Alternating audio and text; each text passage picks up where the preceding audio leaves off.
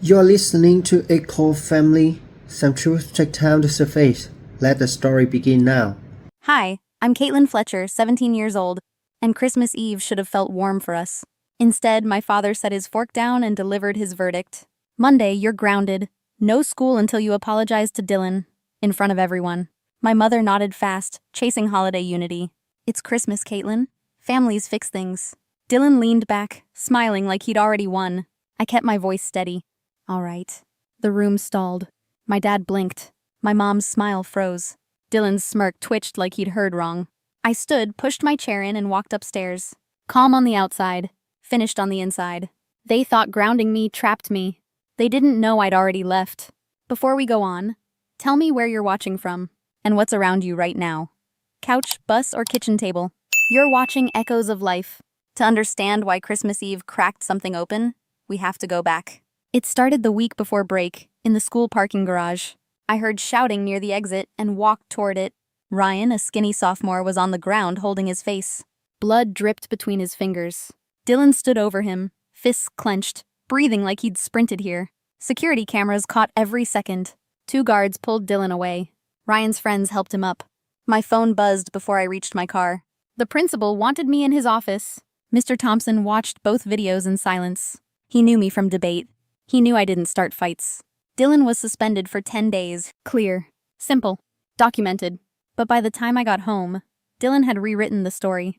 He'd told my parents I'd screamed at him all morning, that I'd pushed him too far, that he snapped because of me. That night, before Christmas Eve dinner, my parents held a meeting. Dad sat forward like he was managing a crisis. You'll go on stage after break, he said. You'll tell the school you exaggerated everything. Mom added softly. Family comes first, sweetheart. I stared at the table. There's video proof, I said. Dad waved it away. People misinterpret things. One apology fixes this. So I lie? I asked. You protect your brother, he said. Dylan sat in the corner looking wounded, rehearsing pity. Something in me snapped clean. No, I said. Dad leaned back. Then you don't go back to school. No classes. No debate. No counsel. Nothing. I felt the room tilt, then settle. Fine, I said. Keep me home.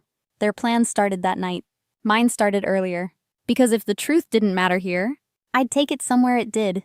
The house felt too quiet after dinner. Not peaceful. Just numb. I closed my bedroom door and sat on the carpet. Not crying. Not shaking.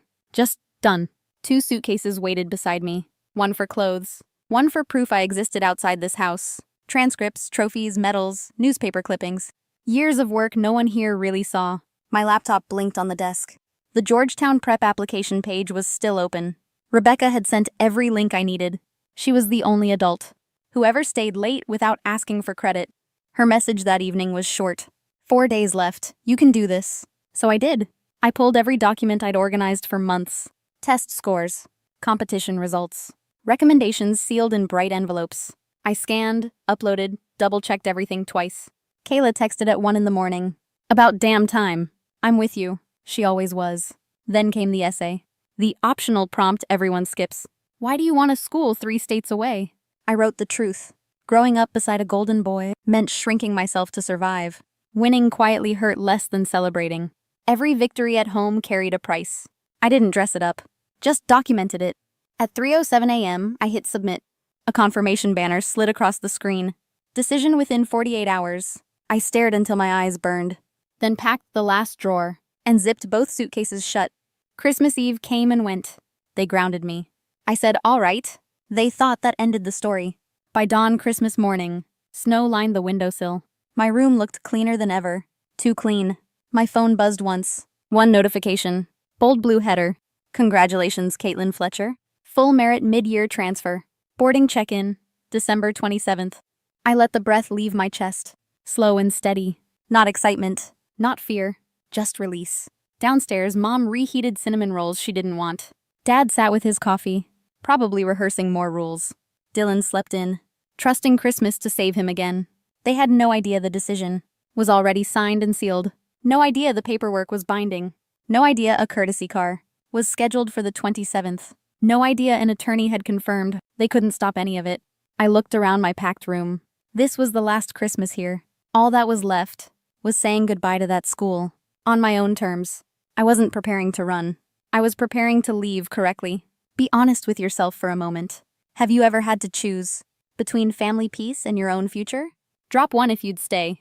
Drop 2 if you'd walk toward the life waiting. It's the kind of choice we unpack on Echoes of Life. By the morning of December 26th, the house felt brittle. Mom moved quiet. Dad watched every step I took. Dylan hovered like he expected applause. I packed my backpack anyway. Not hiding it. Not rushing. Just doing what I needed to do. The school parking lot was still half frozen from last night's snow. Students were trickling in after the holiday break. Phones lit up when they saw me. Rumors travel fast near Christmas. I walked toward the front doors. Dylan stepped in front of me, blocking the path. His friends flanked him like backup. He wore that same practice smirk. Perfect timing, he said. Ready to apologize in front of everyone? I kept walking. He slid sideways, cutting me off again. Come on, Caitlyn, say the words. I made it up. Dylan defended himself. Easy. A few phones started recording. A small crowd tightened around us. I shifted my backpack higher on my shoulder. Move, I said. He grabbed my elbow. Not hard. Just enough to make a point.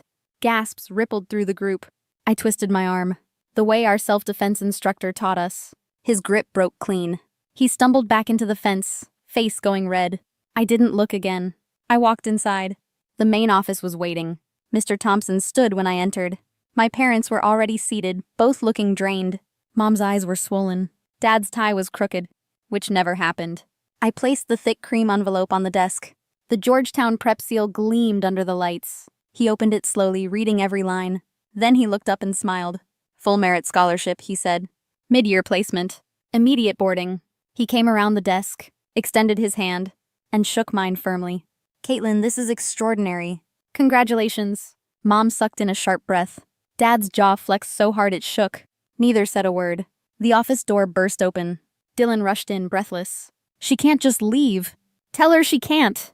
Mr. Thompson turned the document so Dylan could see the raised gold seal. They've already accepted her, he said. It's binding. Dylan's face collapsed. He looked at me, like the ground had vanished. He whispered something that barely held shape. I didn't mean for it to get this crazy. Just stay, please. I stared at him for a long, quiet moment. Then I shook my head once. Too late. When I stepped into the hallway, the noise hit first. Kayla waited with half the debate team. Students lined both sides of the corridor. Someone started clapping, then another, then everyone. The sound rose and rolled toward the doors. My steps matched the rhythm. Every locker echoed it back. When I pushed outside, sunlight hit the snow hard and bright. Behind me, the applause kept going.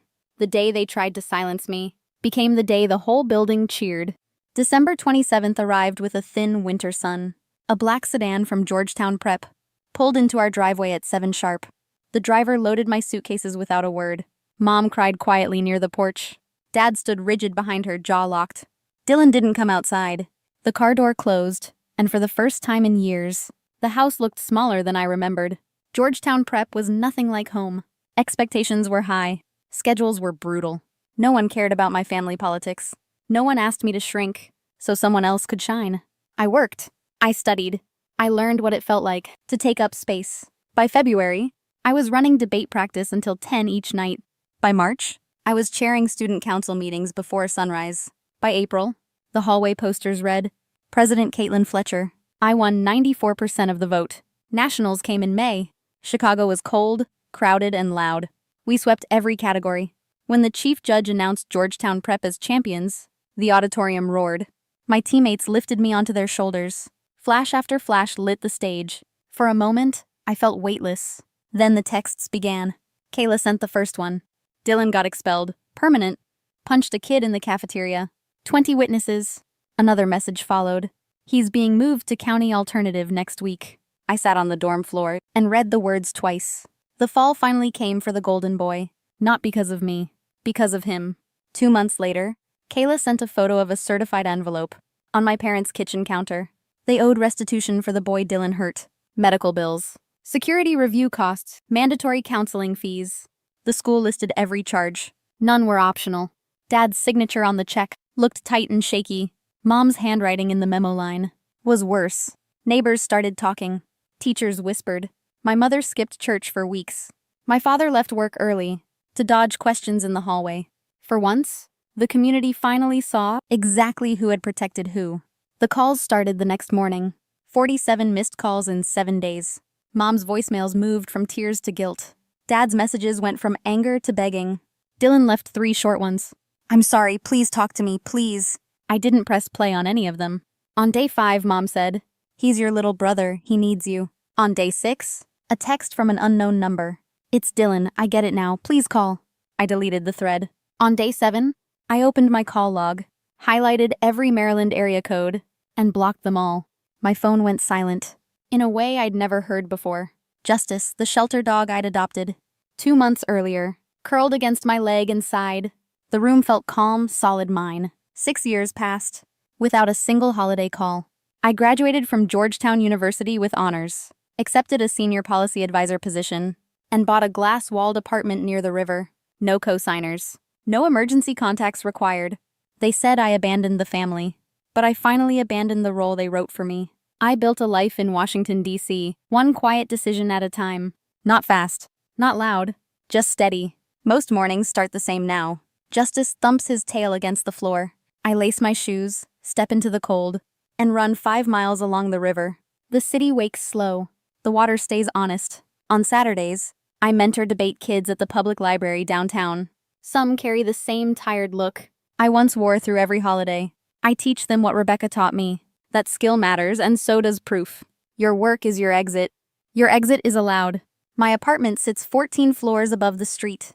Glass walls, soft light, a kitchen stocked only with what I use.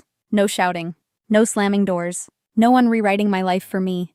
Kayla texts sometimes, short updates, small victories, no pressure for more. She knows my boundaries and doesn't test them. She told me something once, months after everything settled. My mother had admitted quietly, to a neighbor on a front porch, that losing me wasn't sudden.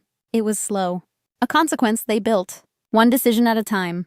My father stopped correcting people. When they asked about his 2 kids, he just muttered, "She doesn't speak to us anymore." Like the sentence tasted strange. Dylan's room never changed, she said. Same posters, same trophies. A small museum of a boy no one could fix. Some realizations come late. Some come alone. Holidays come and go, without Maryland numbers. No Christmas calls. No guilt wrapped in ribbon. No demands dressed as family duty. Just quiet mornings. And the smell of coffee I brew for myself. People assume I carry pain. I don't. I carry clarity. Those trophies on my office shelf aren't nostalgia. They're documentation. Proof I wasn't imagining anything. Proof I climbed out.